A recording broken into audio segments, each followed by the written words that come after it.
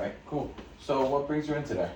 I'm having some right buttocks pain right below my lower back, kind of in this region here. Got it. So that bit right SI pain is where you're pointing to. Yeah. Does the pain increase when you're shifting your weight over onto your right side at all? Yeah, definitely when I go over onto the right side. Okay. It gets a lot worse. Or what about when you're laying down? Yeah. Okay, yeah, definitely cool. when I'm laying down. So when you're laying down, that sacrum going into counter nutation recreates some of that pain. Yeah. Got it. All right. So now I'm just gonna be looking at a couple things. Okay. So what I want you to do is stand up for me real quick. All right. You're gonna face that way. Good. So I'm just gonna be touching around around the hip region. Is that okay? Yeah. Cool. So from here, finding ilium, working by the sacrum as well. I'm noting some sacrum rotated right, as well as the sacral base on the right side being more prominent than the left, as well as the right ilium is rotated more so anteriorly. Okay. What I'm going to ask you to do is lay on your stomach real quick. Okay. It also kind of hurt you touching back there. Oh, okay, got it.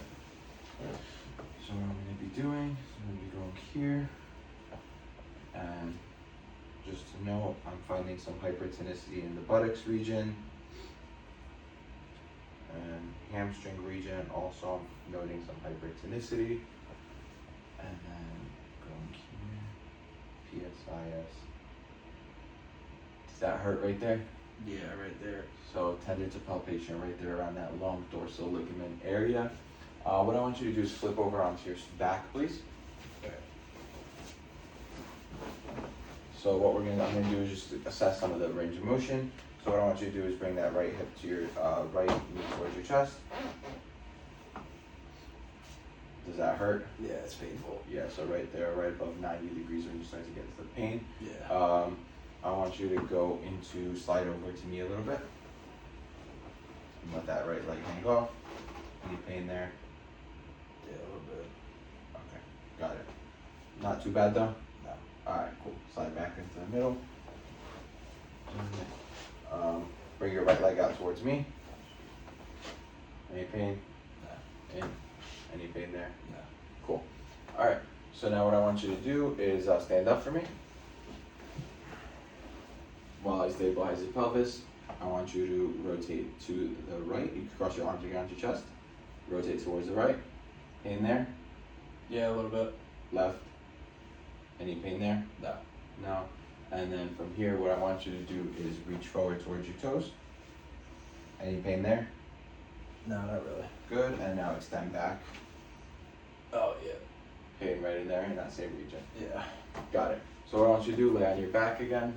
I'm going to be just assessing some of your motor control. I want you to bend both knees right here. Perfect. Actually, you can relax both legs. I'm sorry. We're going to go here. I'm going to be assessing your transverse abdomen. So I'm going right here, ASIS region, just medial, working, pushing laterally, EO, get that TA pushing laterally. And what I want you to do is imagine you have these two bones and you're trying to bring them together. Good. I feel a bulge working here. So what I want you to do is try to imagine like you're blocking the flow of urine. Okay. All right. Go for it. Once again, issue having some weakness with that transverse abdomen. I want you to lay on your stomach, please. And then while I'm palpating here, this right multifidus region, here, I want you to imagine like you're lifting your left leg up. Yep, erector spine and just fired right away there. So I'm suspecting some possible multifidus weakness as well as transverse abdominis weakness. So what I want you to do is stand up for me. So like I said, as I go into my BMC, my ortho differential, I noted that your right sacral base was more rotated anteriorly. So what I want to do is work on correcting that with the BMC to posteriorly rotate that ilium, and now I want you to extend back. Does that help? Same, better, or worse? Maybe a little bit better, but it's about the same. Got it. And then now from here, same thing. I'm applying that force to the right sacral base as well as ilium. Extend back.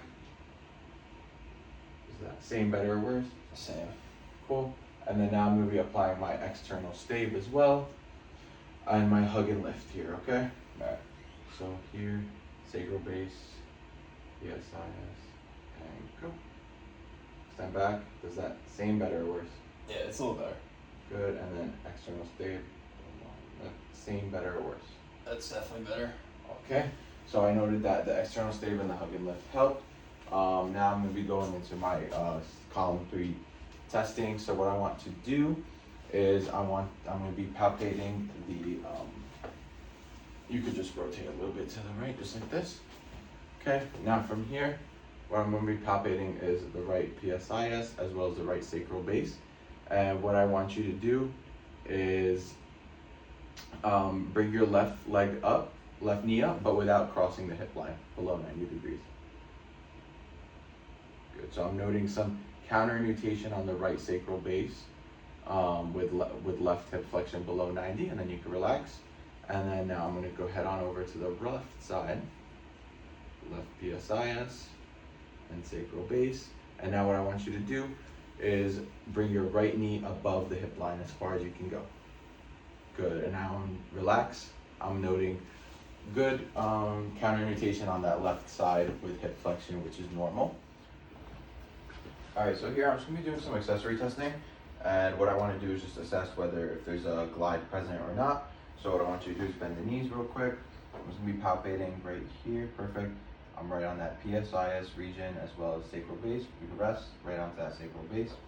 Now from here, I'm gonna be applying my force to the ilium. And my first pressure point will be S1, hypermobility noted. S2, middle of my palm, hypermobility, as well as S3, hypermobility as well. Right. So just like I said, on that right side, I'm gonna notice with hypertonicity, if I were to assess some of the hypertonicity in there, I would note some ipsilateral on that right side of ischiococcygeus hypotonicity, as well as on the contralateral side, I find your psoas, your paraspinals, as well as your psoas, paraspinals, and piriformis to be hypertonic, as well as some deep muscle weakness. So I'm going to be going into some treatment based on the positive findings that I found from my assessment. And I'm going to be trying to work on the co-contraction of that erector spinae multifidus muscle. So I want you to go back on your stomach.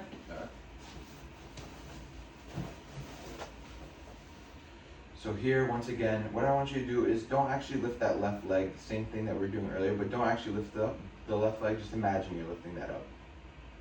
Still getting that erector spinae to fire. So what I want to do is just try to go into an erector spinae release. So what I want you to do is lay on your right side facing me, please.